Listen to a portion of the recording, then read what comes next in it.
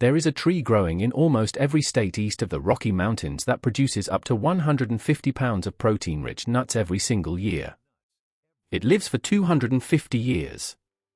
It fertilizes its own soil, fights off pests without a single spray, and for 4,000 years, from the Cherokee to the Iroquois to the Shawnee, entire food systems were built around it.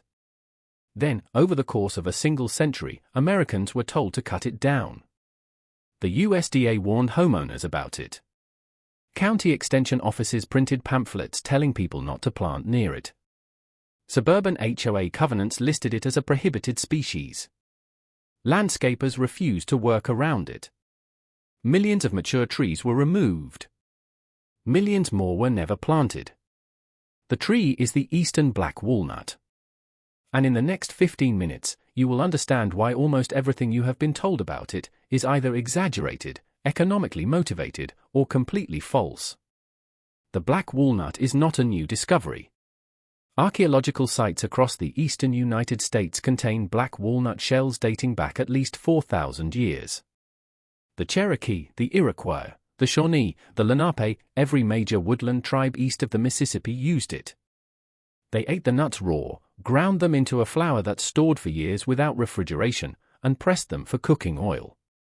On a dry weight kernel basis, black walnut rivals beef for protein density, roughly 24 grams per 100 grams, a distinction that matters enormously when you are talking about a food source that requires no farming, no irrigation, and no preservation technology. A family with 3 mature trees could produce enough protein in a single fall harvest to supplement their diet through an entire winter. But the nuts were only the beginning. The husks produced permanent dye. The wood built structures that are still standing. And the roots quietly enriched every inch of soil around them. The green husks covering the nut at harvest were not waste. Boiled down, they produced a deep brown ink and permanent fabric dye that pioneers and Confederate soldiers used when imported supplies became impossible to source during the Civil War. Crushed and thrown into slow-moving streams, those same husks released a compound that temporarily stunned fish, bringing them to the surface where they could be gathered by hand. This was a documented fishing technique practiced from the Carolinas to the Great Lakes. The wood itself was something else entirely. Black walnut heartwood is dark, tight-grained, and exceptionally rot-resistant. Fence posts driven into the ground 170 years ago are still standing in original soil today. Confederate armorers chose it for rifle stocks because it absorbed recoil without splitting. One tree gave food, medicine, dye, fishing bait, and some of the most valuable lumber on the continent, all without a single human input. It simply grew wherever a squirrel buried a nut and forgot about it. So what happened? It started with a legitimate scientific discovery that got turned into a sweeping cultural verdict. In 1856, a French chemist isolated a compound from black walnut tissue and named it juglone. By 1921, a Virginia study confirmed that tomato plants placed close to black walnuts wilted and died. The chemistry was real. Juglone genuinely suppresses certain plants. But the scientific finding was a precise observation about a small number of sensitive species, not a blanket condemnation of the tree. The plant's juglone actually effects are a surprisingly short list. Tomatoes, potatoes, apples, blueberries, azaleas, rhododendrons. Mostly European cultivars that 20th century American landscaping happened to center its entire identity around. When county extension offices in the 1930s and 40s began simplifying this research for homeowners, the nuance collapsed. The message became, nothing grows near black walnuts, remove the tree. That single oversimplification, repeated through pamphlets and landscaping guides for decades, did more damage to this species than any disease or drought ever could. The truth is that more than 200 common plants grow perfectly well in the presence of juglone. Penn State Extension now maintains a documented list of over 200 juglone-tolerant species, and Native American tribes understood this intuitively long before any university published it. Pair your black walnut with elderberry, pawpaw, black raspberry, and Jerusalem artichoke, and you have a complete food forest in a single corner of your yard. No spray. No fertilizer. No irrigation.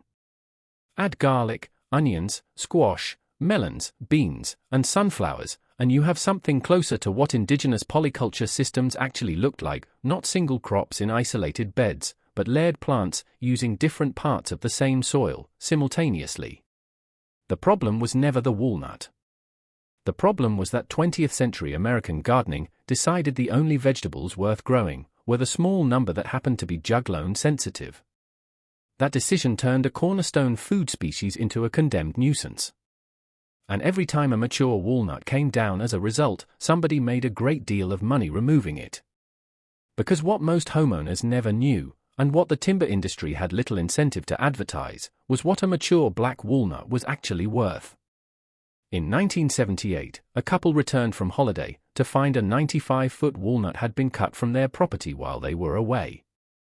The tree was valued at over $28,000. DNA testing of wood samples eventually traced it to a specific sawmill. The case became one of the earliest documented examples of what foresters now call walnut rustling, the organized theft of mature trees from private land, state forests, and even cemeteries. In Missouri, one man received a federal prison sentence after stealing trees worth more than $120,000. In Pennsylvania, mature walnuts have been airlifted out of remote forests by helicopter at night. The economics explain everything.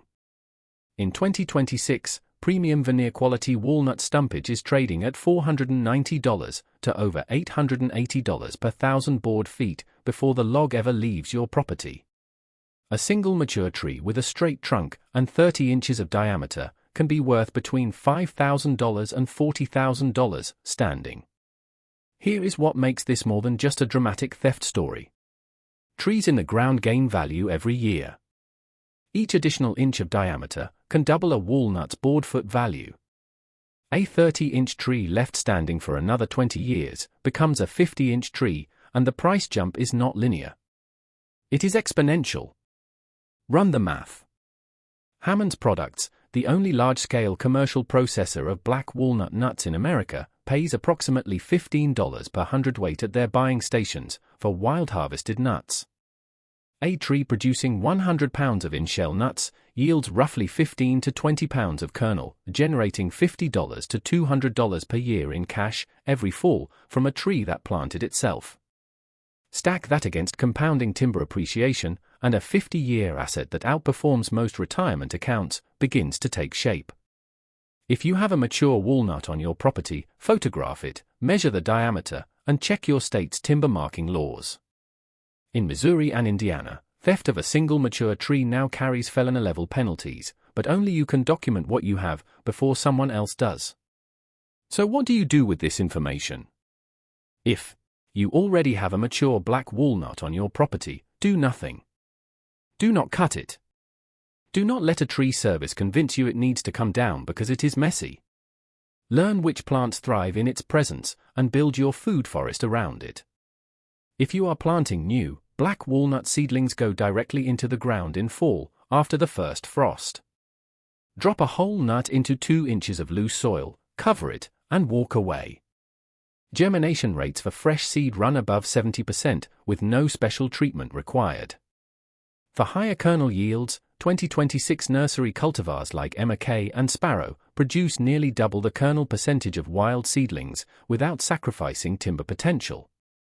Plan realistically for home processing. Hand cracking takes roughly 2 to 3 hours per pound of kernel. Cure harvested nuts for 2 to 3 weeks in a dry shed, then freeze shelled kernels immediately. Properly stored, black walnut kernel keeps for 2 years in the freezer, making it a genuine long-term food reserve, not just a seasonal novelty. Native American tribes did not stumble into a relationship with this tree. They built civilizations around it, deliberately, systematically, across thousands of years. Early American settlers depended on it. Confederate soldiers fought with rifles stocked in it. Grandmothers kept jars of the kernel in their kitchens and served it in pies that defined what American autumn actually tasted like.